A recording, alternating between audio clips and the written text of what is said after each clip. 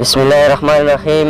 خپلې زړه چاو د زندګۍ نه سم تنګ شوی یمه، خپلې زړه چاو د زندګۍ نه سم تنګ شوی یمه، په ایمان ملګرو غریبۍ نه سم تنګ شوی یمه. مړې بیبي د عجیبه روح شي که نه، مړې بیبي د عجیبه روح شي که نه، مړې بیبي د مزدورۍ نه سم تنګ شوی یمه.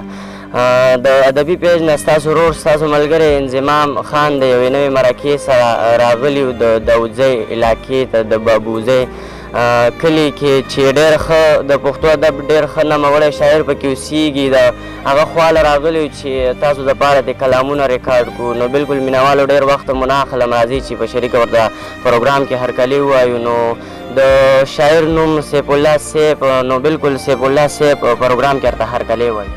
مهرباني جي، ستاسو ډېره زیاته مننه چې موږ له مو وخت راکړو او ډېره مننه مو کوم. ډېره مننه ستاسو هم کو چې دومره لنډ تنګ وخت کې موږ دپاره مینهوالو له وخت ورکړو. ډېره مننه. پښتو ادب کې خو تاسو ډېر ښه لیک کړی دی، خو په خپل ادبي سفر باندې مینهوالو ته لږه رڼا واچوئ. بس زما ادبي سفر خو تقریبا د 2014 نه شروع شوی دی او غزل لیکو، نظم څه نه څه لیکلی دی او بس انشاءالله خدمت به کوو د پښتو.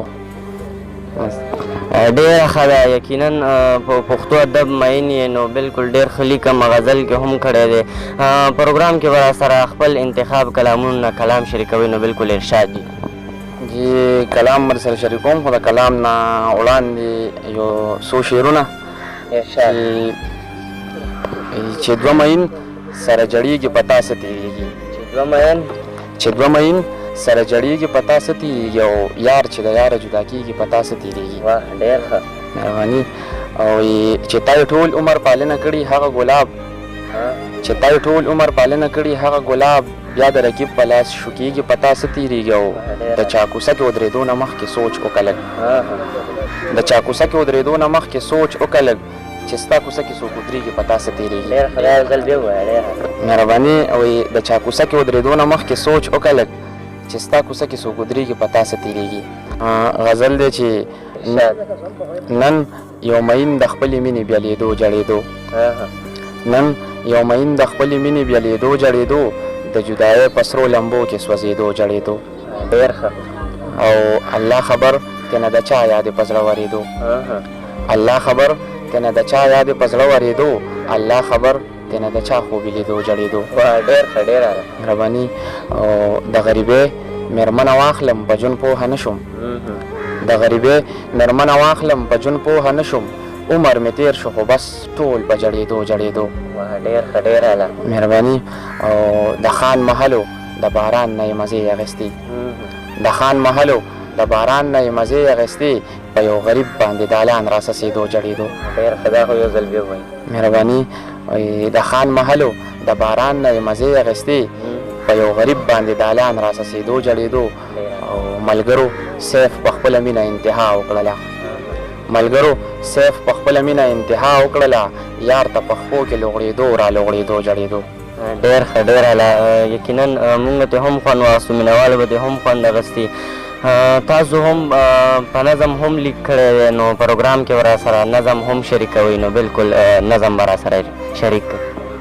بلکل نظم به سره شریک کړم. د غریبۍ په حواله چې غریبۍ ستا په وجه زه د ځان قاتل جوړ شوم، غریبۍ ستا په وجه زه د ځان قاتل جوړ شوم، غریبۍ ستا په وجه مونږ ایمانونه خرڅ کړل، غریبۍ ستا په وجه مونږ هرې ګناه نه تېر شو، غریبۍ ستا په وجه خپلو خپلولۍ نه ویستو، غریبۍ لږ رحم خو وکړه که نه، غریبۍ ولې زما خوا نه پرېږدي، غریبۍ ولې مې ازار اخلي، غریبۍ څومره امتحان اخلي. زما د پلار تړمو خولو کې ته یې، زما د مور په سترغلو کې ته یې، زمونږ په زوړ مات مات صندوق کې ښکاري، زمونږ د کور په هر یو ګوټ کې ښکاري. زما د پلار زړې شملې نه وځه، زما د مور د لوپټې نه وځه، د دې درشل دې دروازې نه وځه، او غریبۍ زه زمونږ کوڅې نه وځه. غریبۍ اومتره له پیغور را کوي، ما له په دې خبره زور را کوي چې ته غریب یې او دې خان ولې دی، د ستا نه مخکې دې روان ولې دی. زه هم انسان یم، امیدونه لرم، په زړه کې ډېر ډېر ارمانونه لرم، خو ته مې ارمان پسې ارمان کتلوي، غریبۍ ته خو سم انسان کتلوي. ډېر ښه.